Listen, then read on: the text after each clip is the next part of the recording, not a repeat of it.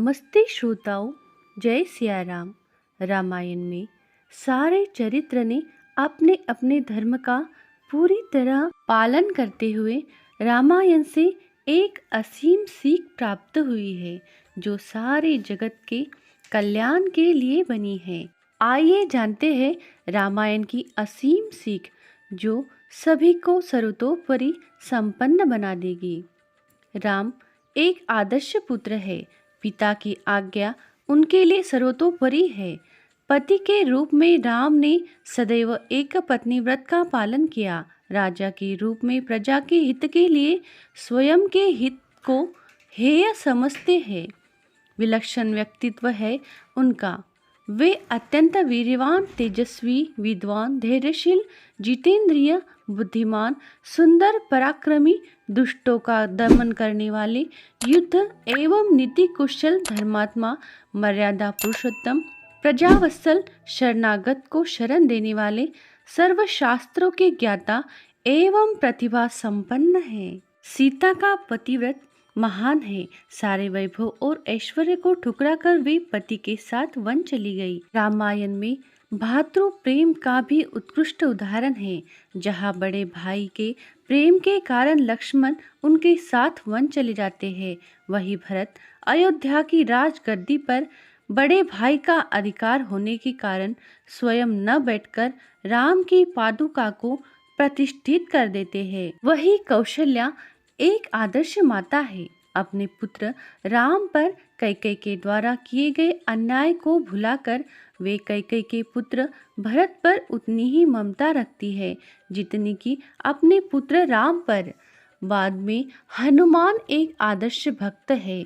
वे राम की सेवा के लिए अनुचर के समान सदैव तत्पर रहते हैं।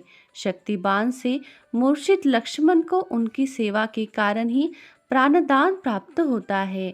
आगे रावण के चरित्र से सीख मिलती है कि अहंकार नाश का कारण होता है।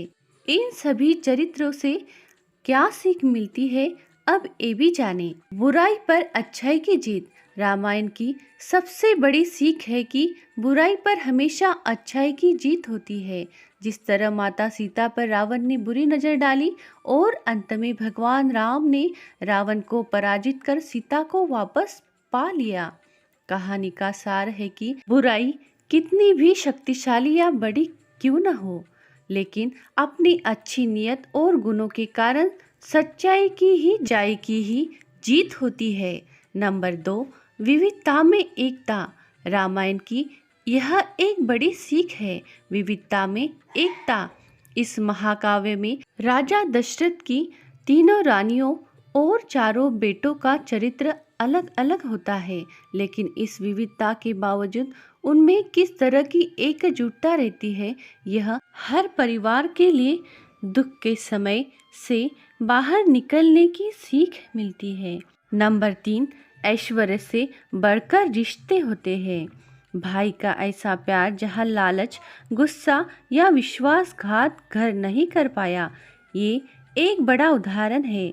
एक और जहाँ लक्ष्मण ने 14 साल तक भाई राम के साथ वनवास किया, वही दूसरे भाई कैकेयी के पुत्र ने राजगद्दी के अवसर को ठुकरा दिया। इसके बजाय उन्होंने भगवान राम को उन्हें माफ करने और राजकाम संभालने का आग्रह किया, क्योंकि इस पर राम का ही हक था। चारों भाइयों से जगत को यही सीख मिलती है कि लालच और सांसारिक सुखों के बजाय रिश्तों को महत्व देना ही महत्वपूर्ण है। यही सीख हमें प्रेरित करती है। नंबर 4, अच्छी संगति का महत्व। यह ग्रंथ में हमें अच्छी संगति के महत्व को बताता है। कैकेयी राम को अपने पुत्र भरत से ज्यादा चाहती थी, लेकिन दासी मंथरा की बुरी सोच और गलत बातों में आकर वह राम के लिए 14 वर्षों का वनवास मांग लेती है। इसलिए हमें रामायण से यही सीख मिलती है कि हमें अच्छी संगति में रहना चाहिए, ताकि नकारात्मकता हम पर हावी ना हो। नंबर 5, सच्ची भक्ति और समर्पितता। हनुमान जी ने भगवान राम के प्रति अटल विश्वास और प्यार का परिचय दिया है। उनकी अपार लगन और भगवान राम के प्रति निस्वार्थ सेवा हमें सिखाती है कि एक दोस्त को जरूरत के समय किस तरह मदद की जाती है। यह सीख बताती है कि हमें अपने आराध्य के चरणों में बिना किसी संदेह के अपने आप को समर्पित कर देना चाहिए। जब हम अपने आप को उस सर्वव्यापक के चरणों में समर्पित कर देते हैं तो हमें निर्वाण या मोक्ष की प्राप्ति होती है और जन्म मरण से छुटकारा मिलता है। नंबर 6, माफ करना बदला लेने से अच्छा चरित्र है।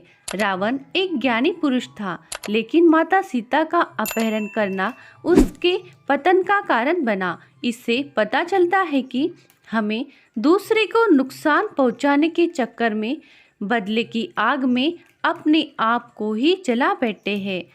अपनी बहन शूर्पणखा की लक्ष्मण द्वारा बेइज्जती करने पर रावण उसके भाई राम को सबक सिखाने की सोचता है और क्रोध, विश्वासघात और प्रतिशोध के खुद के जाल में खुद ही उलझ जाता है। इसलिए हमें बदले की भावना न रखना, अहंकार न करना और क्रोध के बजाय माफ करने का स्वभाव अपनाना चाहिए। नंबर 7, सबसे समान व्यवहार करना चाहिए। भगवान राम का विनम्र आचरण, अपने से बड़ों और छोटों को सबको सम्मान देना चाहिए, हम सबको एक सीख देता है। हमें रुतबा, उम्र, लिंग आदि के भेदभाव के बावजूद सबसे समान व्यवहार करना चाहिए। हमें पशुओं से भी प्यार करना चाहिए और दयालुता से पेश आना चाहिए। सच्चा मानव वही है जो सबसे समानता से पेश आता है। नंबर 8, भगवान की सच्ची सेवा। राम के वन जाने से पहले लक्ष्मण और उनकी मां सुमित्रा के बीच संवाद होता है, जहां वे लक्ष्मण को राम और सीता के साथ आचरण की शिक्षा देती है। तब वे बताती है कि भगवान की सच्चे मन से सेवा करनी चाहिए, क्योंकि ये ही मुक्ति का द्वार है। सुमित्रा कहती है कि हे लक्ष्मण, तुम चाहे राम और सीता के साथ कहीं भी रहो, लेकिन जहाँ जहाँ राम है वही पूरी अयोध्या है।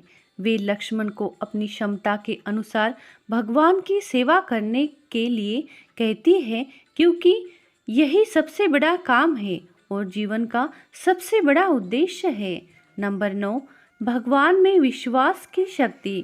राम, लक्ष्मण और वानर सेना द्वारा भारत और श्रीलंका के बीच तैयार किया गया पुल चमत्कार की निशानी है। जिस तरह से भगवान का नाम लिखने से ही पत्थर तैरने लगे, ये एक सभी से सीख मिलती है कि जिस भगवान का नाम लेने से सब लोग पुल से सागर पार कर गए, वैसे ही उसका नाम लेने से भवसागर से पार हो सकते हैं और हर क्षेत्र में जीत हासिल कर सकते हैं। नंबर 10, प्यार और दया। भगवान राम प्यार, दया और सकारात्मकता की प्रतिमूर्ति है और यदि हमसे कोई भी 10% भी अपने दैनिक जीवन में उतार लेता है तो वह खुशहाल और संतुष्ट जीवन ही हो सकता है। उनका शांत और दया भाव से एक पुत्र, पति, भाई और एक राजा की जिम्मेदारियों का निर्वहन करना हमसे आपसी प्रेम और सम्मान जैसे मानवीय गुणों से अवगत कराता है। समाज की बुराइयों पर जीत हासिल करने के लिए हमें आज के ज़माने में रामायण की यह सीख को उतारने की आवश्यकता जरूर है।